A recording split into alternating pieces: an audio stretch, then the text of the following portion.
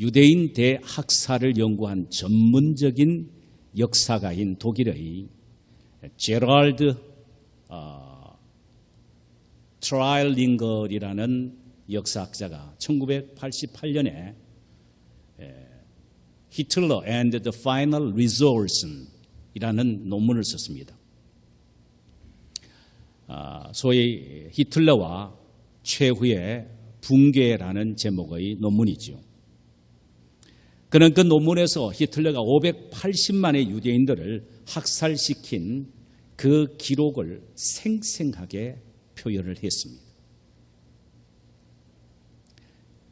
580만을 죽이는 데는 총과 칼이 너무나도 많이 소요되기 때문에 그 방법을 사용하지 않고 히틀러가 단번에 끝낼 방법을 연구를 했습니다. 그것이 바로 가스를 통해서 죽이는 일이었습니다. 라이틀링걸에 의하면은 수백 명의 유대인들이 벌거벗겨진 채 가스실로 들어간 후 한꺼번에 죽어 나오는 장면을 아주 리얼하게 다음과 같이 묘사를 했습니다. 잠시 후 가스실에 들어간 유대인들은 가스가 새어나오는 것을 느끼고는 서로 모여들면서 작은 창문이 달린 거대한 철문을 거세게 두드리며 몸부림을 친다. 철문 앞에서 그들은 서로 핥히고 치고받으면서 결국은 끈적끈적한 피를 뿌리며 피라미드처럼 시체로 쌓이게 된다. 25분 후 전기 펌프식의 배출기가 가스로 가득 찬 실내 공기를 제거하면 거대한 출문이 열리고 고무장화와 가스 마스크를 쓰고 호수를 손에 든 유대인 모범수들이 들어간다. 그들이 처음에 하는 일은 피와 오물을 제거하는 일이었다. 그 다음에는 시체들을 올가미와 갈고리로 내어 금을 찾거나 독일이 전략물자로 간주하고 있는 이와 머리털을 뽑는 소름 끼치는 일이 시작이 된다.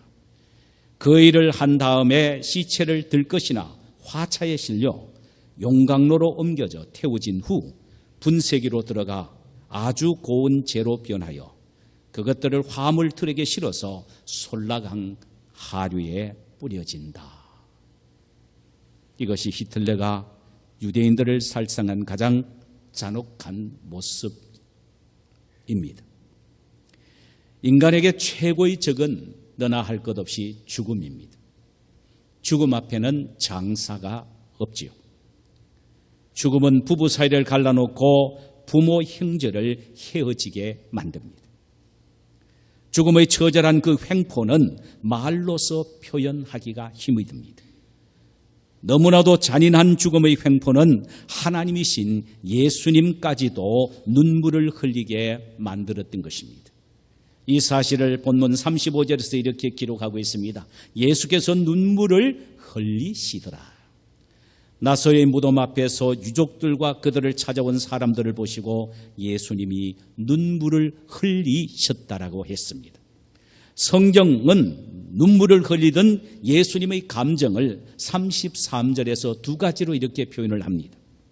예수께서 그가 우는 것과 또 함께 온 유대인들이 우는 것을 보시고 심령에 비통히 여기시고 불쌍히 여기셔, 이렇게 되어 있습니다.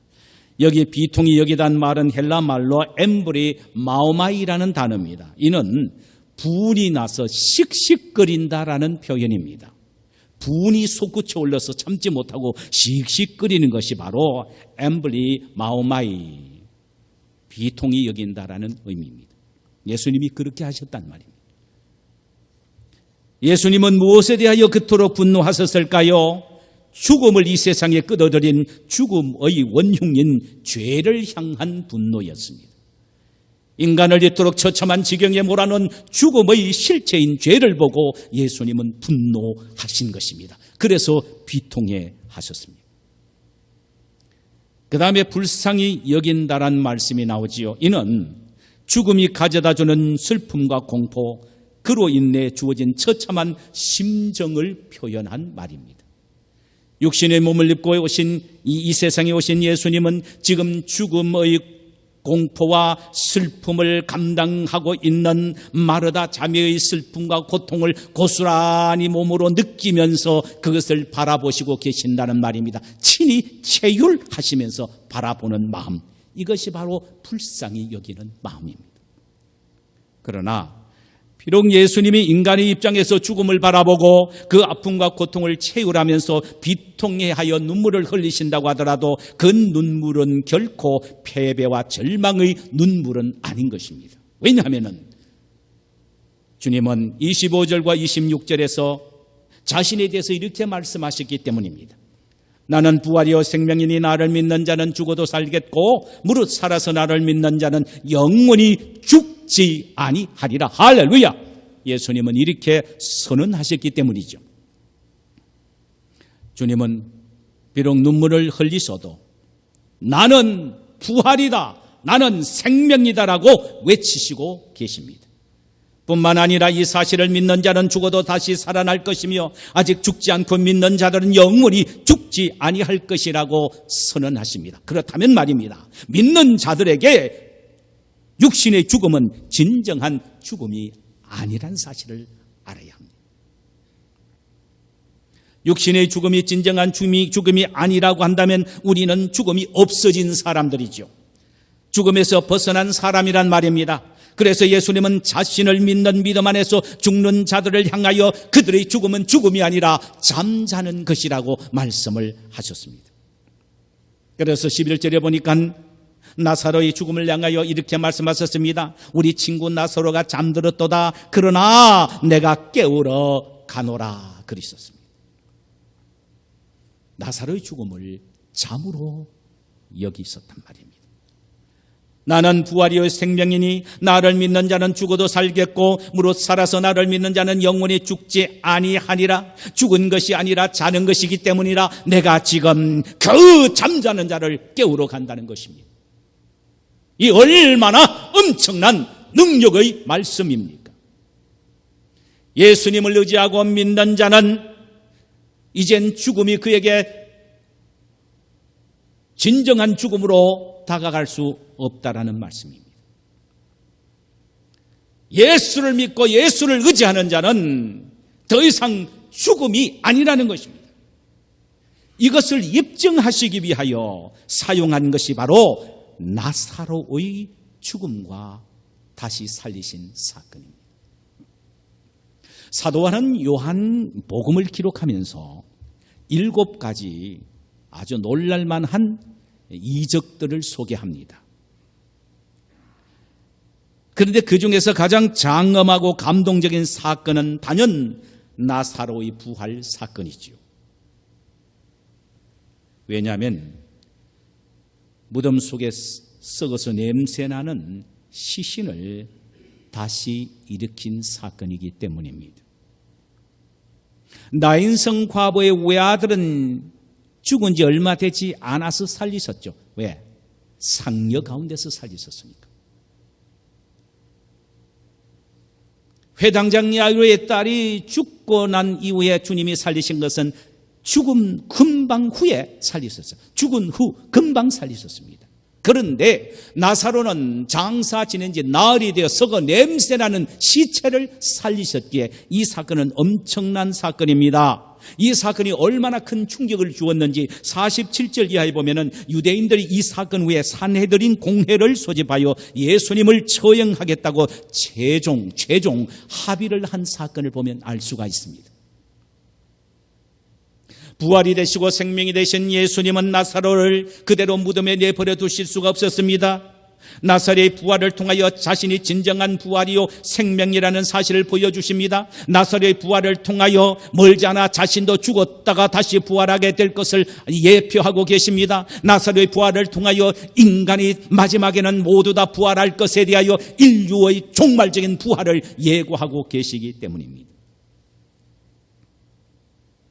예수님은 나사로의 부활을 지금 당장 보여주시겠다고 말씀을 하셨습니다. 그래서 자신이야말로 진정 생명이요 부활임을 지금 보여주시겠다고 예수님은 말씀하셨습니다. 그런데 말이에요, 나사로의 두 여동생 마르다와 마리아는 이 엄청난 사건을 지금 믿을 수가 없었던 것입니다. 그래서 예수님이 지금 내 오라비가 살리라고 하셨는데도 마르다의 대답은 이렇습니다. 예, 마지막 날 때에, 마지막 부활 때에 다시 살아날 줄을 내가 아나이다. 예수님은 마지막 때가 아니라 지금 이 부활의 사건이 이 자리에서 너가 보는 앞에서 일어나게 될 것이라고 25절에서 이렇게 말씀하셨어요. 나는 부활이요 생명이니 나를 믿는 자는 죽어도 살겠고 무릇 살아서 나를 믿는 자는 영원히 죽지 아니하리라. 이것을 내가 믿느냐? 중요합니다. 이것을 내가 믿느냐? 내가 지금 너를, 내 오라비를 살릴 텐데 이것을 내가 믿느냐? 마지막 때가 아니라 지금 네가 믿느냐라는 말입니다. 엄청난 도전이죠.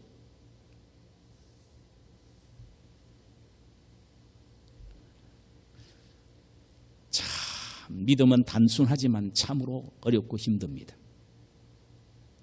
우리는 지난 시간에 마르다와 마리아의 믿음의 문제 등에 대해서 생각을 해보았습니다. 이해를 돕기 위해서 잠깐 다시 한번 언급을 하기를 원합니다. 나사로가 죽어간다는 연락을 받은 예수님은 즉각 나사로가 있는 베다니로 달려오시지 않고 나흘 뒤에 오셨습니다. 늦게 오신 예수님을 향하여 21절에서도 마리아가 32절에서도 마리아가 똑같이 21절에 마르다가 그 다음에 22절에서 마리아가 똑같이 이렇게 말합니다. 주께서 여기 계셨더라면 내 오라비가 죽지 아니하였겠나이다. 이것은 굉장히 원망하는 투의 말입니다. 이 자매는 믿음이 있는 사람들이었습니다. 그러나 그들의 믿음은 반드시 문제성이 있었으면 틀림이 없습니다. 그 문제성이 뭐였습니까? 예수님을 과거의 주님으로만 믿고 생각했습니다. 회당장 야이로를 딸리신 것은 과거의 사건입니다. 나인성 과부의 외동 아들도 살리신 것도 과거의 일입니다. 예수님은 과거에 이런 일을 하셨다는 것은 믿는 것입니다. 그들은 과거에만 집착되어 있습니다. 그래서 나흘 전에만 여기 계셨더라도 결코 오라비가 죽지 아니하셨을 것이다 라고 말합니다. 지금 죽은 것 살리는 것, 이건 아니라는 것입니다. 나흘 전에만 계셨더라도 내 오라비는 살아났을 것이랍니다. 지금에 대해서는 믿음이 생기지가 않습니다. 믿음이 가지가 않습니다. 특히 마르다의 신앙은 더 문제성이 있습니다. 그거는 그녀가 미래 신앙에 더욱 고정이 되어 있다는 사실입니다. 예수님이 지금 내 오라비가 살리라 이렇게 말씀을 하셨는데도 그녀는 24절에서 마지막 날 부활에는 다시 살 줄을 내가 아나이다 믿습니다라고 말하자면 내가 아나이다 기노스코 내가 압니다 이렇게 생각합니다. 머리로 안다 이 말입니다. 내 마음으로 믿는 게 아닙니다. 이것도요. 마지막 날 부활 때는 내가 다시 주님께서 내 오라비가 살아날 줄 내가 아나이다. 그는 미래적 신앙에 자신의 신앙을 묶어버립니다. 물론 기독교는 미래에 소망을 두고 있는 종교이기는 틀림없습니다. 마지막 때 예수님의 재림과 더불어 우리의 부활과 새하늘과 새 땅에서의 영광스러운 삶 등등을 바라면서 우리는 이 험난한 세상을 믿음으로 인내해 나가야 하는 것입니다. 그러나 미래에만 머무는 신앙이 되어서는 안 됩니다. 현실을 완전히 무치해버리고 며칠 후 요단강 건너가서 만날 이 찬송만 부르며 하늘만 쳐다보고 사는 사람은 올바른 건전한 신앙은 아니라는 사실을 알아야 합니다. 우리는 알아야 합니다. 우리 주님 예수님은 어제나 오늘이나 동일하신 분이십니다. 과거에 역사하셨던 예수님이 오늘날에도 역사하시고 미래의 마지막에 역사하실 주님이 오늘날에도 동일하게 역사하신다는 사실을 우리는 믿어야 합니다. 할렐루야! 그러나 이 두 자매는 과거의 주님, 미래의 주님에만 매여 있은 채 현재의 주님에 대해서는 믿음이 없다는 사실입니다. 27절의 기록처럼 주는 그리스도시요 세상에 오시는 하나님의 아들이신 줄 내가 믿나이다라고 지금 신앙 고백을 하며 주님을 따라 다녀도 지금 자신에게 기적을 일으킬 것을 믿지 못하고 있는 것입니다. 이것이 바로 신앙의 이중성입니다. 여러분, 이게 남의 이야기가 아닙니다. 오늘날 저와 여러분의 이야기입니다. 우리는 신앙 고백을 잘합니다. 과거 예수님이 십자가에 못 박혀 죽으시고 부활하셨다는 사실을 우리는 믿고 고백합니다. 할렐루야 아멘 합니다. 이 주님이 마지막에 다시 오실 것이라는 사실을 믿고 그의 부활, 그때의 부활을 의심하지 않고 확신합니다. 그러나 지금 여기에서 내 삶이 죽었던 자가 다시 살아나고 다시 회복되는 부활의 능력과 권능을 입으로는 아멘 할렐루야 내가 믿습니다 합니다만 실제로 마음으로는 믿지 않고 있다는 사실, 이게 문제란 말이죠. 이게 문제란 말입니다. 이게 균형 잡히지 않는 신앙입니다. 마르다와 마리아가 가지고 있는 믿음들은 바로 이런 믿음이었습니다. 그래서 주님은 이들의 믿음의 균형을 잡아주기를 원하셨습니다. 그래서 자신은 과거의 뿐만 아니라 미래의 뿐만 아니라 현재의 주님이심을 강조하시면서 40절에서 이렇게 말씀하셨어요. 내 말이 내가 믿으면 하나님의 영광을 보리라 하지 아니하느냐. 내 말이 내가 믿으면 하나님의 영광을 보리라 하지 아니하느냐? 내가 내게 내 오라비가 살리라고 말하지 아니하느냐? 내가 내게 나는 부활이요 생명이니 나를 믿는 자는 죽어도 살겠고 무릇 살아서 나를 믿는 자는 영원히 죽지 아니하리라고 말하지 아니하였느냐? 나의 이 말을 내가 지금 믿으면 하나님이 네 오라비를 다시 살리시는 하나님의 영광을 내가 지금 보게 될 것이다라는 말입니다. 할렐루야. 마르다는 이 주님의 말씀 앞에 이제 더 이상 물러설 수가 없었습니다. 내가 내 말을 믿으면 하나님의 영광을 본다는데 더 이상 물러설 사람이 어디에 있겠습니까? 그래서 마르다는 여기서 아멘 합니다. 마지막에도 결단 내린 게 다행이죠. 아멘 합니다. 이는 그녀는 주님의 기적에 참여할 수 있는 믿음으로 한 걸음 나아갔다는 의미입니다.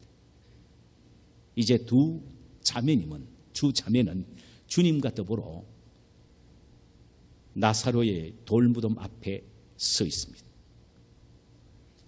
주님의 말씀을 믿은 마르다 자매가 서 있고 내 말을 믿으면 오라비가 살게 된다고 약속하신 주님이 무덤 앞에 서 계십니다. 이제 무엇이 더 필요하겠습니까? 부활과 생명의 주님이 나사로를 일으키시기만 하면 다 되는 것입니다. 그런데 놀라운 것은 주님은 죽은 나사로를 일으키시지 않고 계신다는 사실입니다. 이것을 우리 모두가 주목해야 될 부분입니다. 오늘날 많은 그리스도인들이 마르다 자매처럼 돌무덤까지 옵니다. 마치 내 말을 내가 믿으면 하나님의 영광을 보리라는 주님의 말씀을 아멘 아멘 하면서 마르다와 그리고 또한 마리아처럼 주님의 회복의 말씀과 축복의 말씀을 아멘으로 받아들입니다. 하나님은 다시 회복해 주실 것입니다 하면 아멘 할렐루야 하고 아멘 할렐루야 하면서 일어섭니다. 하나님의 축복은 여러분에게 임합니다 하면 할렐루야 믿습니다 하고 일어납니다. 그리고 그 축복을 바라보면서 기도도 합니다. 열심히 봉사도 합니다. 그런데 이것으로 다 되었다고 생각합니다. 스스로 대단한 믿음이라고 착각합니다.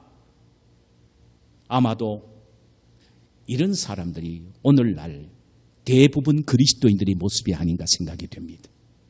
얼마나 멋있습니까? 보세요.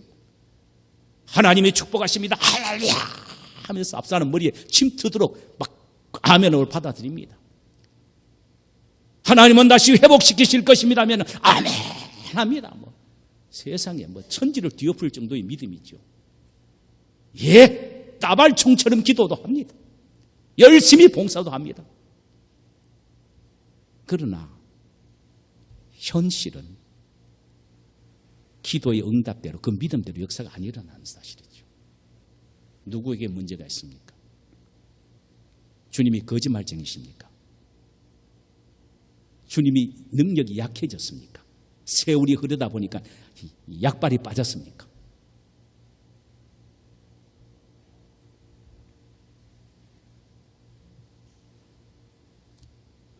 기억하십시오.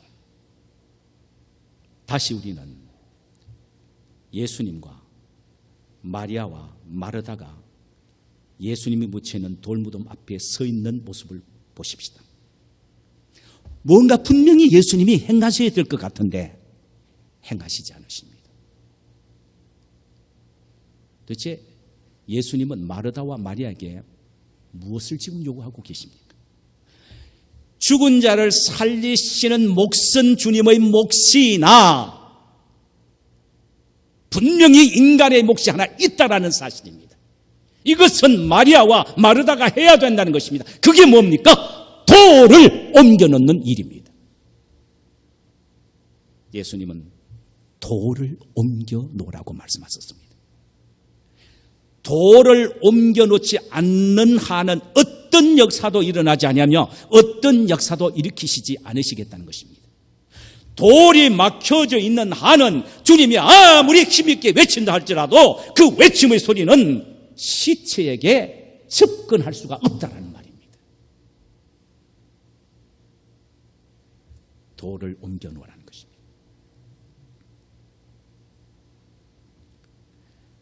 앞에서 말씀드렸듯이 많은 그리스도인들의 문제점은 바로 여기에 있습니다. 회복과 축복의 말씀을 아멘하며 믿기는 잘하는데 이적의 현장에 와서는 돌을 옮기는 일을 하지 않고 있습니다. 우리 주님은 오늘날 우리에게도 너희들이 믿느냐? 예, 믿습니다. 할렐루야 하느냐? 예, 할렐루야 합니다. 너희들이 기도하느냐? 예, 기도합니다.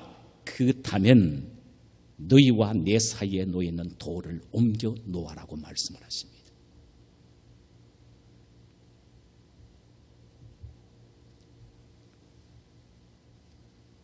이적의 현장에 왔다면 돌을 옮겨 놓아야지 돌을 옮겨 놓지 않으면 어떤 이적도 일어나지 않습니다. 하나님은 마르다에게 돌을 옮겨 놓으라고 말씀을 하셨습니다. 그런데 처음에는 이 사실을 머뭇합니다. 마르다가요. 주여, 썩어 냄새 난 지가 나흘이나 되었습니다. 여러분, 거기서 포기했다면 끝나는 겁니다. 그래도 주님의 말씀이니 돌을 옮겨 놓은 것입니다. 그때 예수님이 나사로야 일어나라고 말씀하시니 그 소리가 옮겨놓은 돌을 관통해서 말이에요. 누구에게 들렸습니까? 나사로에게 들려졌습니다. 나사로가 벌떡 일어나게 된 것입니다.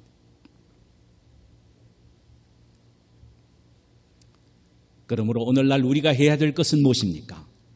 돌을 옮기는 일입니다. 우리가 주님의 부활을 체험하기 위해서는 돌을 옮겨야 합니다. 그렇다면 우리의 심령을 무덤처럼 만드는 돌은 무엇입니까? 여러분 한번 묵상을 해보세요. 주님과 여러분 사이에 가려 놓여 있는 옮겨야 될 돌이 무엇일까? 묵상해 볼 필요가 있습니다. 저는 묵상하면서 몇 가지 사실을 깨달았습니다. 첫째로는 깨어지지 않고 죽지 않고 살아있는 내 자아입니다.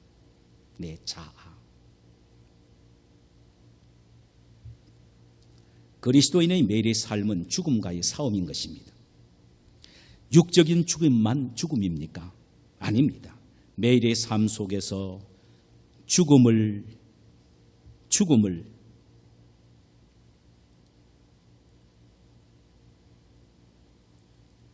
정말 그 죽음을 우리의 삶 속에 느껴지는 고통일 수가 있다는 사실입니다. 세상을 살아가면서 시달리고 있는 죽음과 같은 고통, 이것이 죽음이라고 말할 수 있습니다. 어느 때는 절대로 포기할 수 없는 상황 속에서 눈물을 흘리면서 포기하는 삶, 이것은 죽는 것과 같은 자기 자포자기입니다. 자기 포기입니다.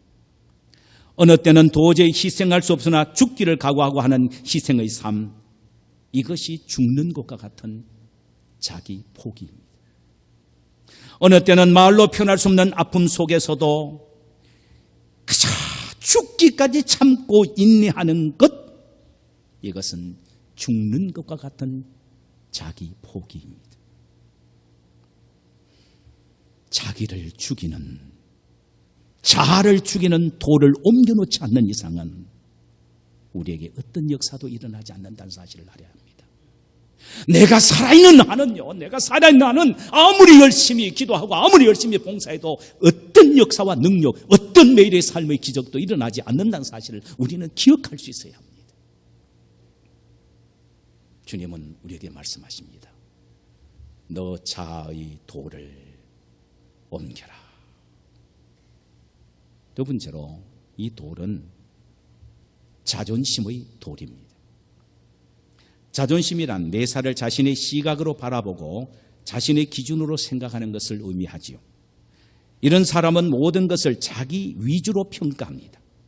말은 하나님의 영광이니 하나님의 교회를 위함이니 라고 말하지만 결국은 자신의 명예와 이익이 가슴속에 꽉 차 있는 사람입니다. 이것을 위하여 일을 하는 것입니다. 이런 사람은 조금만 자기의 기분이 맞지 않고 기분이 상하면 참지 못하는 것입니다. 왜? 자존심이 상하기 때문입니다. 교회의 화목과 화평을 위하여 일한다고 말하지만 사실은 자기의 자존심 세우기 위해서 일을 하는 것입니다. 그래서 교회 공동체의 화평을 깨뜨리고 마는 것이죠. 이런 사람은 아무리 기도하고 아무리 열심히 봉사해도 기도 응답의 능력을 결코 체험할 수가 없다는 사실을 우리는 알아야 합니다. 자존심의 돌을 옮겨야 합니다. 이는 자존심을 죽여야 한다는 말입니다. 기억하십시오. 그리스도인들에게는 일찌감치 자존심이라는 건 없습니다. 예존심만 있을 뿐입니다. 예수님만을 높이고 예수님만을 존귀하게 여기는 이 예존심만 그리스도인들에게 있지, 내 자존심은 원래 없는 것입니다. 우리는 이 사실을 갈라디아서 2장 20절에서 사도 바울이 하는 말 속에서 찾을 수가 있습니다. 내가 그리스도와 함께 십자가에 못 박혔나니 그런즉 이제는 내가 산 것이 아니요 내 안에 그리스도께서 사시는 것이라. 이제 내가 육체 가운데 사는 것은 나를 사랑하사 나를 위하여 자기 자신을 버리신 하나님의 아들을 믿는 믿음 안에서 사는 것이라. 우리의 자존심은 이미 십자가에 그리스도와 함께 못 박아 죽였습니다. 할렐루야! 이제는 예존심만 남아 있습니다. 이것이 성경이 말하고 있는 선언인 것입니다. 그런데 왜 아직도 자존심이 살아있습니까? 왜 자존심만 상하면 눈에 보이는 것이 없어지느냐 이 말입니다. 기억하십시오. 내가 아직 자존심이 살아있다는 것은 내가 교만하다는 것입니다. 교만입니다. 내 자존심이 상해서 기분이 나쁘다라고 말하는 것은 내가 아직도 교만이 살아있다 이 말입니다. 하나님은 거만한 자, 교만한 자를 물리치고 겸손한 자를 높이시는 하나님이십니다. 하나님은 교만한 자를 공격하신다고 하셨습니다. 성경 어딜 보더라도 교만한 자를 축복해 주신다는 말은 한 군데도 없습니다. 어떤 사람은 말합니다. 나는 교만하지 않습니다. 그런데 자존심은 18단이요. 실제로 알고 보면은 자존심이 가득해서 교만으로 나타나는 것인데 자기는 교만이 없대.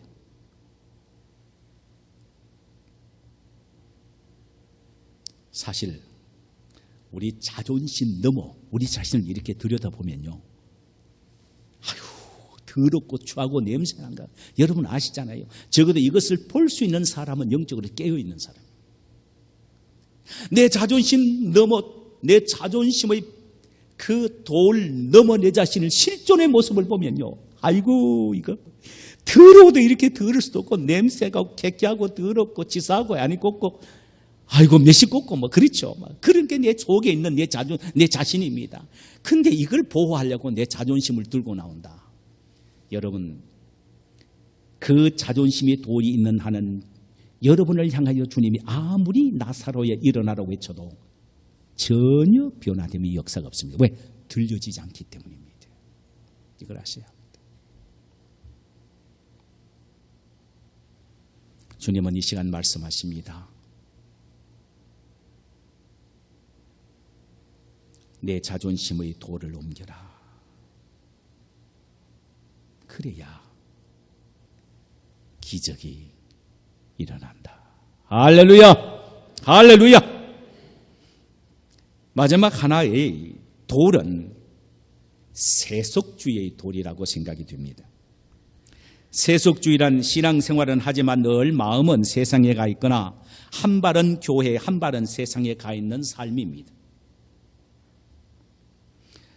그리스도인이라고 말하지만 뭘 세상적 명예와 즐거움과 행복에만 사로잡혀 머릿속으로는 세상적인 것 가득 차 있는 사람입니다.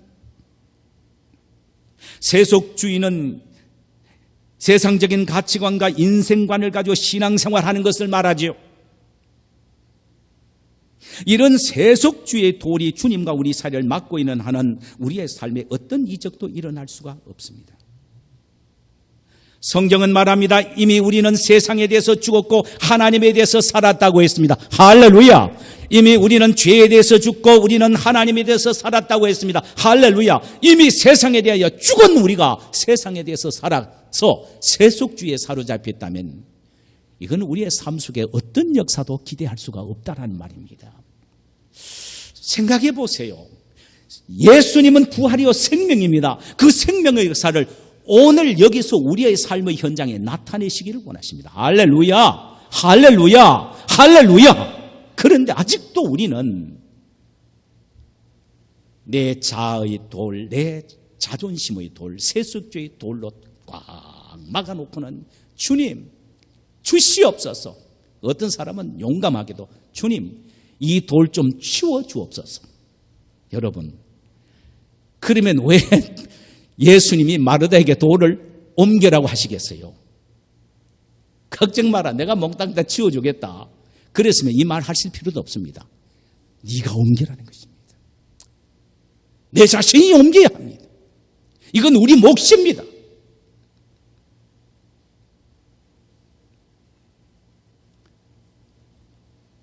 문제는 모든 게 내 자신에게 있는 것이죠. 한마디로 표현하면 내가 죽지 않아서 그렇습니다. 내가 살아있기 때문입니다. 내가 살아있기에 희생하지 않고 포기하지 못하고, 내가 살아있기에 자존심의 돌이 하나님의 능력을 막고, 내가 살아있기에 아직도 세상에 대해서는 춤을 추고 좋아하고 있다는 말입니다. 살아있는 내 자아의 돌을 내 자신이 옮겨야 합니다. 기억하십시오. 나사로가 죽지 않고는 부활의 능력을 체험할 수 없습니다. 우리는 매일매일 우리 자신이 죽지 않고는 부활의 능력을 체험할 수 없습니다. 이것은 마지막에 있게 될 사건의 문제가 아닙니다. 오늘 이 시간에, 오늘 우리의 삶의 현장에 부활의 능력을 체험하기 위해서는, 매일매일 부활의 능력을 체험하기 위해서는 매일매일 죽어야 한다는 사실입니다. 이 사실을 제 말이 아니고 기가 막히게 사도 바울이 고린도전서 15장 31절에서 이렇게 말했습니다. 따라하십시다. 나는 날마다 어떻게 잊어보지 않도록 할까요? 나는 날마다 뒤지노라.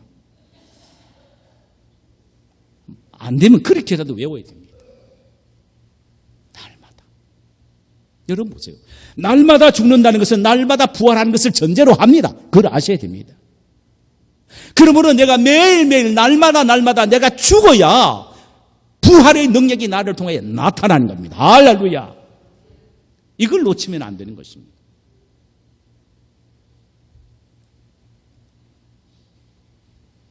여러분, 죽는 자에게 체험되는 부활의 능력의 영광과 축복이 얼마나 대단한지 아세요? 우리 이런 신나는 재미로 신앙생활을 합니다.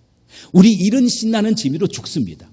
죽는 자에게 일어나는 부활의 영광, 새로운 생명의 영광이 얼마나 대단한지 아세요? 자, 고린도서 4장 8절에서 11절 사이에 사도 바울이 하는 말씀을 한번 들어보십시다.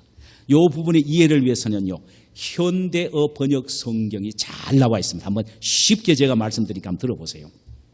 우리는 사면에서 닥치는 고통에 짓눌리지만 움츠려들지도 쓰러지지도 않습니다. 너무도 어처구니 없는 일에 당황할 때도 있지만 절망하거나 자포자기하지 않습니다. 우리가 박해를 받을 때도 하나님께서는 결코 우리를 버리시지 않습니다. 우리는 얻어맞고 넘어져도 다시 일어나서 달려나갑니다. 우리 몸은 예수께서 그러하셨던 것처럼 부단히 죽음을 직면하고 있습니다. 그러나 분명한 것은 생명이신 그리스도께서 우리 속에 살아계신다는 사실입니다. 그렇습니다. 우리는 주님을 섬기고 있기 때문에 끊임없는 위험을 당하고 있습니다. 그러나 이것으로 오히려 죽을 수밖에 없는 우리의 몸 안에서 예수 그리스도의 힘을 나타내 보일 기회가 언제나 우리에게 주어지고 있는 것입니다. 할렐루야!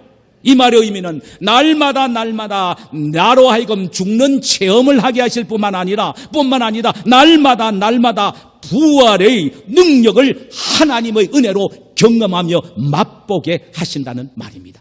이게 얼마나 신나는 일이냐 이 말입니다. 그리스도인들이 매일매일 죽는 것은 손해가 아니라 죽음을 통하여 신령한 하나님의 부활의 능력과 권능을 삶 속에서 체험하며 산다 이 말입니다. 할렐루야! 할렐루야! 우리는 날마다 이 주님의 말씀을 마음속에 새겨야 합니다. 내가 죽을 때 하나님의 영광이 나타나고 부활의 권세가 나타나기 때문입니다. 마르다가 돌을 옮겨 놓았을 때 나사로야 나오라는 주님의 음성이 나사로의 시신을 향하여 외쳐지게 된 것입니다. 그 순간 나사로가 무덤을 열고 일어나게 된 것이죠. 사랑하는 여러분, 나사로의 주님, 오늘날 우리의 주님도 되십니다. 할렐루야! 할렐루야! 나사로의 부활의 능력을 매일매일 체험하기 위해서는 우리 역시 우리에게 놓여져 있는 돌을 옮겨 놓아야 합니다. 힘들고 어렵지만 내 자아를 죽여야 합니다. 포기하고 희생해야 합니다. 죽기를 각오하고 자존심의 돈을 옮겨야 합니다. 세상적인 것 모두 잃어버린 것처럼 느껴져도 세속적인 돌을 옮겨 놓아야 합니다. 그때에 나사로야 나오라 하는 주님의 창조적인 부활의 음성이 우리의 삶의 현장에, 우리의 심령에 들려지게 될 것입니다. 주님의 그 음성 앞에 일어나지 못할 사람이 어디 있습니까? 주님의 일어나라고 하시는 그 음성 앞에 쪼그리고 앉아 있을 사람이 어디 있습니까? 문제와 사건이 어디 있습니까? 우리는 벌떡 나사로처럼 일어나는 능력을 경험하게 될 줄 믿습니다. 할렐루야! 자, 우리 찬송장 부르실까요?